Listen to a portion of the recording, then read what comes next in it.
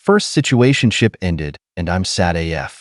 MAM, 24. She is 21F. We were in the same college.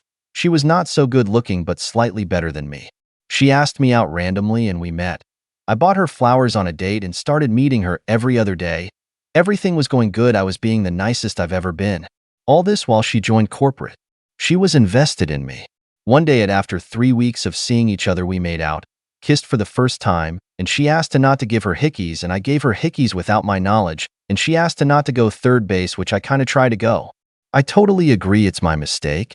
After this she said she isn't sure because I was being pushy and didn't respect boundaries.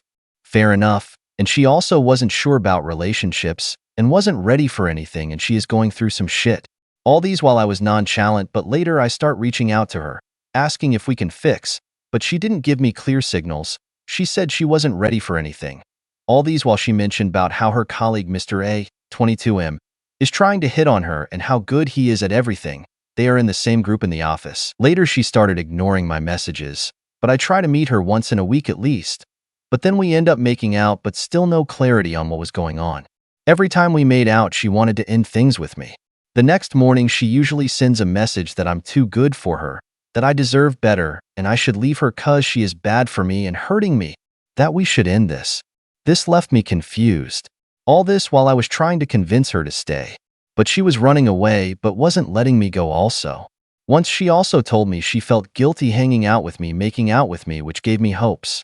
She mentioned she would make out with that colleague to forget me. Thrice? We ended things.